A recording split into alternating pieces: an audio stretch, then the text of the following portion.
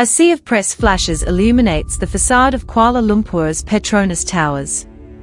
The distant roar of helicopters cuts through the night, echoing over city streets still buzzing with whispers of a scandal that would shake banks, governments, and boardrooms across continents. 1MDB, once Malaysia's beacon of economic promise, now conjures images of superyachts, stolen billions, and shattered trust. From its launch in 2009 as a bold vision for nation-building, through the lavish lifestyles it financed, to the relentless pursuit of those who turn state funds into private fortunes, this is the story of One Malaysia Development Berhad. Chapter 1: A Dream Unveiled. In September 2009, Malaysia's leaders unveiled 1MDB with great fanfare. Headlines touted a new era of growth, tin mines reborn as modern urban hubs, aging oil fields transformed into green energy powerhouses, and once-forgotten regions thrust into the world spotlight.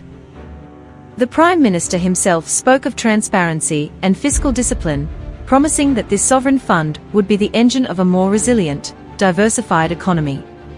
Yet beneath the polished speeches, whispers of concern surfaced: complex offshore structures, executive powers concentrated in the hands of a few, and transactions that seem to favor insiders more than the public good.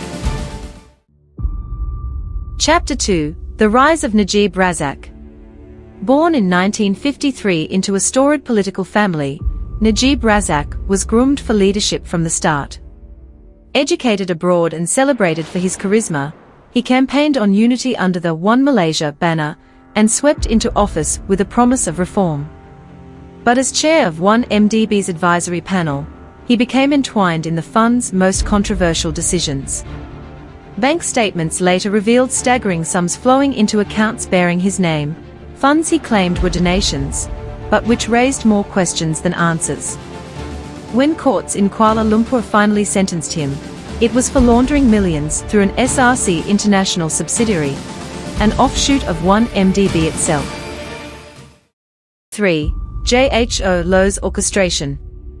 Low-tech Jho, known to friends and financiers as Jho Low, arrived on the scene with the confidence of a seasoned dealmaker. Educated at Harrow and Wharton, he cultivated contacts among royalty, bankers, and Hollywood elites. Behind closed doors, he sketched out bond offerings that would raise billions for 1MDB, all while arranging for the lion's share of the proceeds to drift into shell companies he controlled. His parties became the stuff of legend: a superyacht christened Equanimity, star-studded galas, and a string of luxury real estate purchases from London penthouses to New York townhouses. Chapter 4: An Heist in Plain Sight. Between 2012 and 2013, 1MDB issued bond packages loosely tied to energy and property deals. On paper, they generated $6.5 billion in capital. In reality, at least $4.5 billion slipped away, routed through a labyrinth of firms in the British Virgin Islands, Singapore, Switzerland, and the United Arab Emirates. The funds paid for everything from artworks by Monet and Picasso to the financing of a Hollywood blockbuster.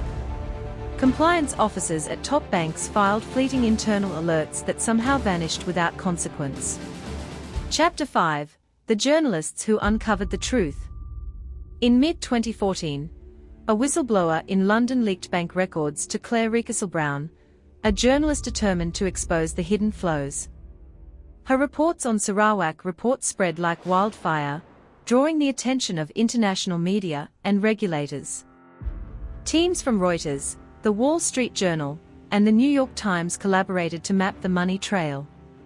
Lawsuits flew from Kuala Lumpur to New York as authorities attempted to silence the story, but public outrage only grew louder. Chapter 6: From Rallies to Revolution. By August 2015, tens of thousands of Malaysians marched under the banner of Bersih, demanding accountability for the missing millions. Social media campaigns mobilized citizens across age and class. Yet despite the pressure, the Prime Minister held firm, until the 2018 general election shook Malaysia's political foundation. An unprecedented coalition unseated the long-ruling party, and with it came a renewed mandate to prosecute those behind the scandal. Chapter 7: A Global Manhunt. Probes sprang up from Washington to Zurich. The U.S. Department of Justice filed lawsuits to seize assets including luxury properties and a Dubai yacht. Swiss authorities froze accounts linked to a supposed Saudi joint venture with 1MDB. Singaporean banks returned hundreds of millions in dormant funds. Interpol issued a red notice for Jho Low, yet he remains at large, a ghost in the corridors of global finance. Chapter 8: Reclaiming Stolen Fortunes. Governments and NGOs formed task forces to hunt down art, jewelry, and real estate bought with misappropriated funds.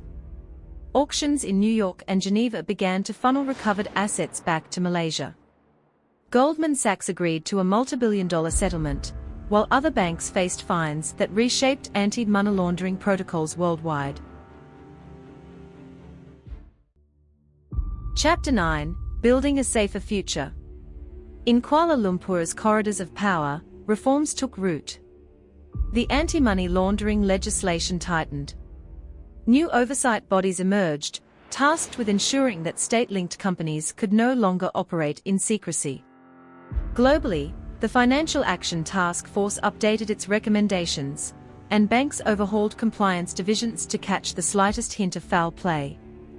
Chapter 10: The Price of Impunity. The 1MDB saga is more than a tale of stolen wealth, it's a warning. It shows how ambition can warp public institutions when accountability fails, and how vigilant journalism and international cooperation remain our best defense against fraud. As Malaysia's skyline glitters once more, its empty offices stand as a testament to lessons learned the hard way. Public trust is fragile, and the fight for integrity never ends.